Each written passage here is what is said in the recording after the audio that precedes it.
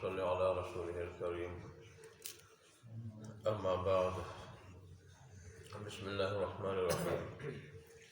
عن أبي سعيد الخدري أن رسول الله صلى الله عليه وسلم قال: أنا مما أخاف عليكم من بعدي ما يفتح عليكم من زهرة الدنيا وزينتها. فقال رجل: يا رسول الله صلى الله عليه وسلم، أو يأتي الخير بالشر؟ فسكت حتى ظننا أنه ينزل عليه. قال: فمسح عنه الرحضاء وقال: أين السائل؟ وكأنه حمده، فقال: إنه لا يأتي الخير بالشر، وإن مما ينبت الربيع ما يقتل حبة أو يلم إلا آكلة الحجر أكلت حتى امتدت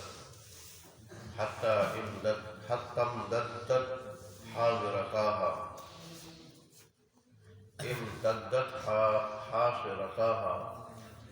استقبلت عين الشمس فسلطت وبالت ثم عادت فأكلت. وإن هذا المال حنظلة حلوة فمن أخذه بحقه وضعه في حقه فنعم المعونة هو،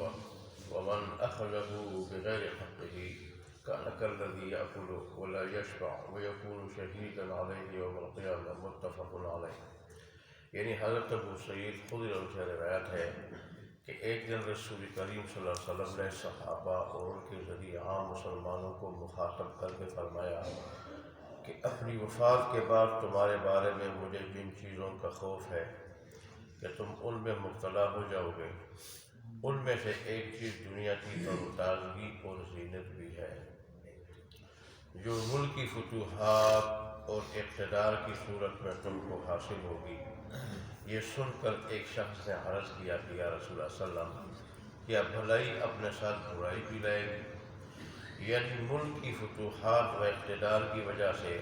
ہم مسلمانوں کو جو مال غنیمت اور ساز و سامان حاصل ہوگا وہ تو ہمارے حق میں خدا کی نعمت ہوگی، اور ویسے بھی جائز وسائل و ذرائع سے حاصل ہونے والی دولت اور رزق وغیرہ کی وسعت و فراخی ایک اچھی چیز ہے، تو کیسے ممکن ہے کہ خدا کی عطا کی ہوئی نعمت اور ایک اچھی چیز ہمارے لیے برائی و فتنہ اور ترک طاعات کا سبب و ذریعہ بن جائے؟ حضور صلی اللہ علیہ وسلم یہ سن کر خاموش رہے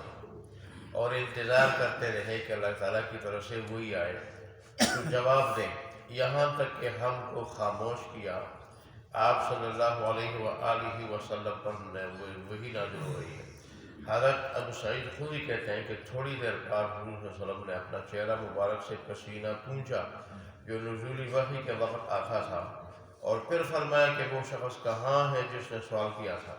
وہی آپ صلی اللہ علیہ وسلم نے سائل کے سوال کی تفصیل فرمائی، کیونکہ آپ صلی اللہ علیہ وسلم جانتے تھے کہ اس شخص نے جو سوال کیا ہے اور اب اس سوال کا جو جواب دیا جائے گا اس سے لوگوں کو فائدہ پہنچے گا، اور اس کے بعد فرمایا حقیقت یہ ہے کہ بھلائی اپنے ساتھ برائی نہیں لاتی۔ یعنی جائز ذرائع سے مال و دولت کا حاصل ہونا اور رزق میں وسعت و فراخی اور خوشحالی کا نصیب ہونا بلائیوں میں سے بلائی ہے، اور اس کی وجہ سے کوئی برائی پیش نہیں آتی، بلکہ اصل میں برائی کا پیش آنا ان عوارض کی وجہ سے ہوتا ہے جو دولت مندی اور خوشحالی کے وقت لائق ہو جاتے ہیں، جیسے بخل و اسراف اور حد اعتدال سے تجاوز کرنا۔ اور اس کی مثال موسم بہار ہے جو زمین کے پیڑ سے گھاس وغیرہ اگاتا ہے، اور وہ اپنی ذات کے اعتبار سے تو اچھا اور فائدہ مند ہوتا ہے، البتہ اس سے ضرور نقصان اس وقت پہنچتا ہے جب کوئی چوپایا اس کو ضرورت سے زائد کھائے اور بسیار خوری کی وجہ سے ضرور ہلاکت میں مبتلا ہو جائے۔ چنانچہ خود حضور صلی اللہ علیہ وسلم نے اس مثال کو یوں بیان فرمایا کہ موسم بہار جو سبزہ اگاتا ہے وہ حقیقت میں تو بھلائی اور فائدہ کی چیز ہوتا ہے کہ وہ اپنے ساتھ کوئی نقصان و برائی لے کر زمین کے پیڑ سے نہیں اگتا، مگر وہ جانور کو اس کا پیڑ پھلا کر مار دیتا ہے، یا اگر وہ مرتا نہیں تو مرنے کے قریب پہنچ جاتا ہے۔ یعنی جو جانور اس سبزہ کو کھانے میں حد سے تجاوز کر جاتا ہے وہ سبزہ کی وجہ سے نہیں بلکہ اپنے فعل یعنی زیادہ کھانے کی وجہ سے ضرور ہلاکت میں مبتلا ہو جاتا ہے۔ اور یہ کہ کھانے والے جانور نے اس سبزہ کو اس طرح کھایا کہ جب بے سیاکوری کی وجہ سے اس کی دونوں کوکھیں پھول گئی تو وہ سورج کے سامنے بیٹھ گیا، جیسے کہ جانور کی عادت ہوتی ہے کہ جب بدہضمی کی وجہ سے اس کا پیٹ پھول جاتا ہے تو وہ دھوپ میں بیٹھ جاتا ہے اور اس کا پیٹ گرمی پا کر نرم ہو جاتا ہے اور اس میں جو کچھ ہوتا ہے باہر نکل جاتا ہے، اور پھر جب پتلا گوبر اور پیشاب کر کے اس نے اپنا پیٹ ہلکا کر لیا تو چراگاہ کی طرف چلا گیا اور سبزہ چرنے لگا۔ اور حقیقت یہ ہے کہ دنیا کا یہ مال و زر بڑا سرسبز تر و تازہ اور نرم دلکش ہے کہ بظاہر آنکھوں کو بہت بھاتا ہے، طبیعت کو بہت اچھا لگتا ہے، جس کی وجہ سے دل چاہتا ہے کہ وہ زیادہ سے زیادہ حاصل ہو۔ لہذا جو شخص دنیا کے مال و زر کو حق کے ساتھ یعنی بوقت ضرورت اور جائز وسائل و ذرائع سے حاصل کرے اور اس کو اس کے حق میں یعنی اس کے اچھے مصارف میں خواہ وہ واجب ہو یا مستحب خرچ کرے تو وہ مال و زر اس کے حق میں دین کا بہترین مددگار ثابت ہوتا ہے۔ اور جو شخص اس مال و زر کو حق کے بغیر یعنی ناجائز طور پہ حاصل کرے تو وہ شخص کی طرح ہوتا ہے جو کھاتا رہتا ہے اور شکم سیر نہیں ہوتا، اور وہ مال و زر قیامت کے دن اس کے بارے میں اس کے اسراف اور اس کی حرص و طمع کا گواہ ہوگا، گواہی بھی دے گا، اسراف کی گواہی اور اس کے حرص و طمع کی گواہی ہو دے گا، اور ظاہر ہے جو وہاں بھی اس کے لیے ہلاکت کا باعث ہوگا۔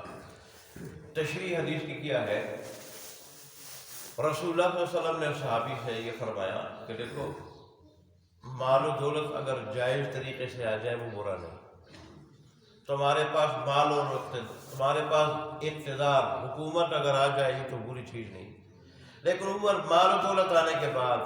اقتدار آنے کے بعد جو ساتھ اللہ تبارک و تعالیٰ کے دین سے بے پرواہی اور وہ دینی علوم جو نفع پہنچانے والے ہیں دنیا آخرت دونوں میں، ان سے بے پرواہی، تکبر، عجب، خود پسندی اور اللہ تبارک و تعالیٰ سے اور اس کے دین سے غفلت میں پڑ جانا، یہ چیزیں نقصان دہ ہیں۔ اور پھر اس مال و دولت کی وجہ سے اقتدار کی وجہ سے آدمی جو مختلف گناہوں میں مبتلا ہو جاتا ہے اور پھر اس مال و دولت کی لالچ اور اس کی محبت میں گرفتار ہو کے اللہ تبارک و تعالیٰ کی اطاعت سے رک جاتا ہے، یہ چیز مہلک ہے۔ پھر رسول اللہ صلی اللہ علیہ وسلم نے ایک جانور کی حالت سے انسانوں کی مثالیں دی کہ دیکھیں جانور کی 3 قسمیں ہیں۔ ایک جانور وہ ہوتا ہے کہ جو شروع سے ضرورت سے زیادہ چارہ کھاتا ہی نہیں، اگرچہ بہار کا موسم ہو اور اس میں خوب چارہ ہو، ہر طرف سبزہ ہی سبزہ ہو، لیکن وہ ضرورت سے زیادہ کھاتا نہیں تو اس کو کچھ ہوتا نہیں۔ دوسرا جانور وہ ہوتا ہے وہ ضرورت سے زیادہ کھا جاتا ہے، لیکن جب بدہضمی ہو جاتی ہے پیٹ اس کا پھول جاتا ہے تو وہ پھر دھوپ کے سامنے بیٹھ کے اپنے پیٹ کو نرم کر لیتا ہے، اور دھوپ کے سامنے جب بیٹھ جاتا ہے اس کا پیٹ نرم ہو جاتا ہے تو اندر جو کچھ ہوتا ہے وہ خارج ہو جاتا ہے، یعنی اس کا گوبر پتلا ہو جاتا ہے، اس کی وجہ سے دھوپ میں بیٹھنے کی وجہ سے اس کا گوبر پتلا ہو جاتا ہے، پیشاب پتلا ہو جاتا ہے، تو اس طرح وہ خارج ہو جاتا ہے۔ جب خارج ہو جاتا ہے پیٹ ہلکا ہو جاتا ہے تو اعتدال پہ آ جاتا ہے، پھر جا کے وہ چرنے لگتا ہے آرام سے۔ اور تیسرا وہ ہے جو چرتا رہتا ہے اور پیٹ پھولتا رہتا ہے اور چرتا رہتا ہے، پیٹ پھولتا رہتا ہے، دھوپ میں بیٹھتا نہیں، یہاں تک کہ زیادہ کھا کے ہلاک ہو جاتا ہے۔ ایسے جو ہے انسان گناہوں سے بچنے اور نہ بچنے میں یہ بھی 3 قسم کے ہیں۔ ایک تو وہ انسان ہے جو بالکل گناہوں کے پاس آتے نہیں ہے، اللہ کی بغاوت کے پاس آتا ہی نہیں ہے۔ یہ لوگ ظاہر ہے گناہوں میں جب وہ ملوث ہی نہیں ہوتے تو ظاہر ہے ان کو دنیا کی اللہ تبارک و تعالیٰ سے غافل کرے، اور پھر مال و دولت کو کیا غافل کرے۔ اور ایسے لوگ جو ہے وہ سابقین کہلاتے ہیں، قرآن کی اصطلاح میں سابقین کہلاتے ہیں۔ اور دوسرے قسم کے وہ لوگ ہوتے ہیں وہ مال و دولت آنے کی وجہ سے، اقتدار آنے کی وجہ سے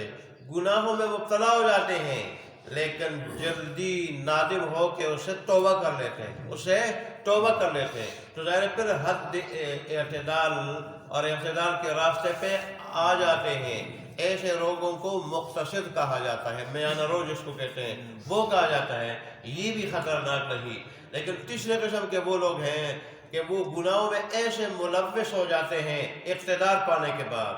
اور مال و دولت آنے کے بعد، گناہوں میں اللہ کی بغاوت میں ایسے ملوث ہو جاتے ہیں کہ وہ سنبھلتے نہیں، توبہ نہیں کرتے، باز نہیں آتے گناہوں سے، اور انہی گناہوں میں ملوث ہو کے دنیا سے چلے جاتے ہیں۔ ایسے لوگ قرآن کی اصطلاح میں ظالم کہلاتے ہیں، اور اللہ تبارک نے فرمایا ظالم نہ دنیا میں کامیاب ہوں گے نہ آخرت میں کامیاب ہوں گے۔ تو اللہ تبارک و تعالی ہمیں ان احادیث پہ عمل کرنے کی توفیق عطا فرمائے۔ اچھا، ایک عارف باللہ کی بات یاد آئی، خواجہ عبید اللہ صاحب رحمۃ اللہ علیہ بہت بڑے اللہ والے گزرے۔ وہ کہتے دنیا کی مثال شام کی ہے، تو شام کے قریب وہ جائے جو اس کا منتر جانے، ظاہر ہے جو اس کا منتر نہیں جانے گا تو وہ ڈسے گا اور ڈسنے کے بعد ہلاک کر دے گا۔ تو پھر لوگوں نے جب یہ بات سنی، انہوں نے کہا کہ پھر دنیا کا منتر کیا ہے، تو انہوں نے کہا کہ دنیا کا منتر یہ ہے کہ آدمی یہ جانے کہ میں کہاں سے کما رہا ہوں، کہاں خرچ کر رہا ہوں، کہاں سے کما رہا ہوں، کہاں خرچ کر رہا ہوں۔ اس لیے کہ کمانے کا بھی پوچھے گا اللہ اور خرچ کرنے کا بھی اللہ پوچھے گا، کمایا کہاں سے، خرچ کہاں کیا۔ آج ہم دیکھیں خوشیاں اللہ تبارک و تعالیٰ دے دیتا ہے، لیکن اللہ کے دیے ہوئے مال کو، اللہ کی دی ہوئی صحت کو، اللہ کی دی ہوئی جان کو، اس اللہ کے دیے ہوئے مال میں ہم اس کی بغاوت میں خرچ کر دیتے ہیں۔ آج مسلمانوں کی شادیاں بغیر ڈھول دھماکے کے، بغیر موسیقی کے، بغیر ناچ گانے کے اب مسلمانوں کی شادیاں نہیں ہوتی، اور پھر اب مسلمان اس معاملے میں ہندوؤں سے بھی گئے گزرے ہیں۔ وہ جب اپنی شادیوں کے موقع پر ڈھول دھماکے کرتے، موسیقی کی مجلس ہوتی اور مسجد کے پاس سے گزرتے تو کہتے خاموش ہو جاؤ، مسلمانوں کی عبادت گاہ کے پاس سے ہم گزر رہے ہیں، اور ہم تو جمعہ کھڑی ہوتی ہے، اتنے گئے گزرے ہم، جمعہ کھڑی ہوتی ہے، نماز کھڑی ہوتی ہے، اندر قرآن کا درس ہو رہا ہوتا ہے، حدیث کا درس ہو رہا ہوتا ہے، ہمیں آواز آ رہی ہوتی ہے، اس وقت ہم خوب جو اس کو گرما دیتے ہیں، نہ اللہ کے گھر کا خیال اور نہ اندر جمعہ کا خیال، نہ نمازیوں کا خیال، نہ اللہ کے کلام کا خیال۔ تو پھر ظاہر ہے اللہ تبارک و تعالیٰ ہمارے حق میں پھر وہی فیصلے کریں گے جو آج ہو رہے ہیں۔ اللہ تبارک و تعالیٰ ہمارے حال پہ رحم فرمائے اور اس بارگاہ میں عمل کرنے کی توفیق عطا فرمائے۔